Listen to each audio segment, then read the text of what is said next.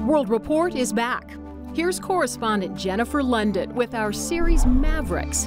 Tonight, California's Richard Lee.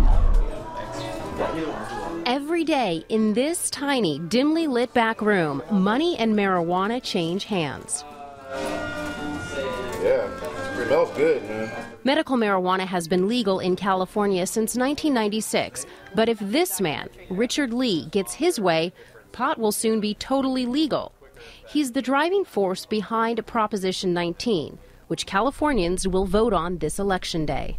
Prop 19 is about getting rid of the black market and ending cannabis prohibition, stopping the violence like that's happening down in Mexico and all the other problems that have come from making cannabis illegal. Richard Lee is the public face of Prop 19 and the money behind the big campaign to pass it. He spent $1.5 million of his own money on the effort so far. Lee says that after years of trying, this might be his moment.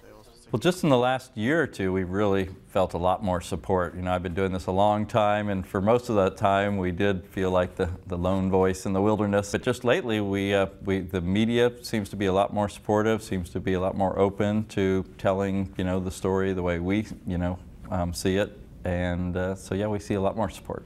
And what is the story as you see it?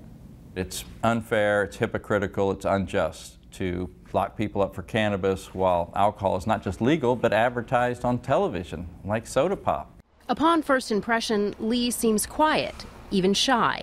But you soon learn that on the streets of his adopted city, Oakland, California, Lee is a celebrity. Good job you're doing, sir. Thanks, man. Appreciate it. You see, Lee is the unofficial mayor of this 8-block area, just north of downtown. It's a district now defined by its pet name, Oaksterdam. It comes from a combination of Oakland and Amsterdam.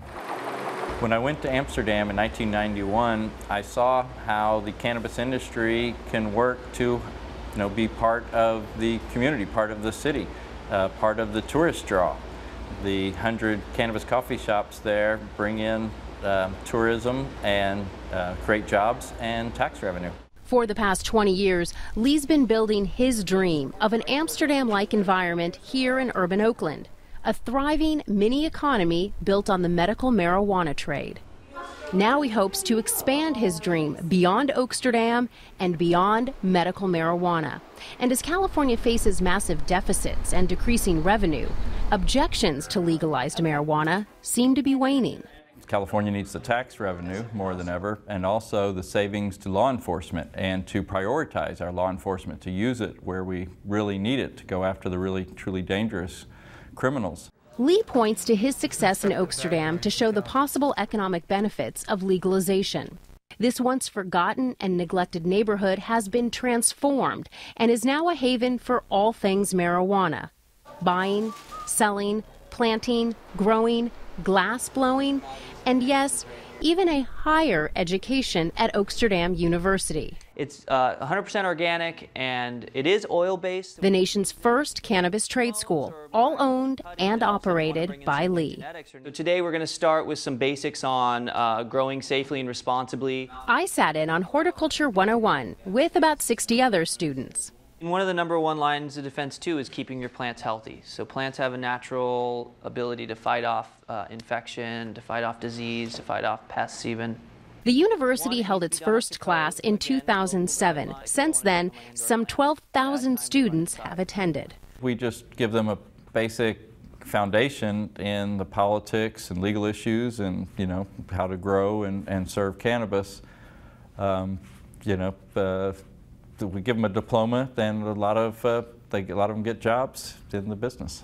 Have you been surprised at the success and popularity of Oaksterdam U? Yeah, it really has been amazing, the success. When we first started, we put an ad in the paper just to kind of see what would happen, and the phones rang off the hook. We had 100 people on an interested list within a few days, and we were sold out for months ahead of time for the first couple years. We couldn't expand and keep up with the demand. Leave the glove on there, I'll take it off. Thanks, man. Appreciate it. Oaksterdam University. Pot has transformed this neighborhood and made Lee a very wealthy man. This is our first location. We opened in 1999, named after the Bulldog in Amsterdam, which is one of the first and largest coffee shops there in Amsterdam. Richard, tell me what this neighborhood was like before Oaksterdam moved in. Well, it's like trashed out and a lot of empty retail storefronts. And talk to me about the revitalization that's happened as a result of Oaksterdam. Well, we've seen a lot of the businesses around here, the retail spots fill in and businesses get a lot of business from the cannabis businesses. People who come down here for the cannabis businesses shop at the other businesses. How do you think it will change if Prop 19 passes? So I think it'll just get bigger and better. Part of Lee's plan for revitalizing this area, his vision for Oaksterdam, is to make medical marijuana dispensaries part of the community. And what better way to foster community than with a coffee shop? This is Blue Sky, owned and operated by Lee. It is one of 4 medical marijuana dispensaries licensed in Oakland. The front part here is just a plain old coffee shop. People can come in, it's open to the public. You can get an espresso, a pastry, a smoothie, whatever. But you start to come down the hallway here and things get interesting and very fragrant. The smell of espresso is replaced by the very distinctive, somewhat overpowering smell of marijuana. And once you enter this room here, this is where patients with a doctor's recommendation can come in and purchase their medical marijuana. Other businesses hoping to capitalize on the marijuana customer base have moved into the neighborhood, and this shady, tree-lined street is now a destination spot in Oakland. Lee envisions depressed neighborhoods throughout the state being transformed by pot money flowing in,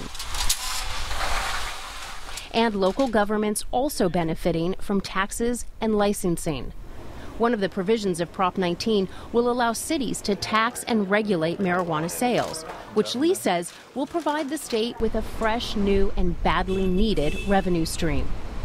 Of course, not everybody likes that idea. What about opponents that say, no, cannabis, marijuana, pot, whatever you want to call it, is a gateway drug, and it leads to taking stronger drugs? What do you say to that? Well, the science doesn't prove that out. But also, if you talk about things are dangerous, so therefore we have to make it legal. If that were true, alcohol would be illegal. We tried that. It caused more violence, more social cost than legalizing it. So, I think what we really need to concentrate on is public education, teaching people to be responsible like we have with alcohol. Lee's met with plenty of opposition, starting with his own family. Born and raised in Houston,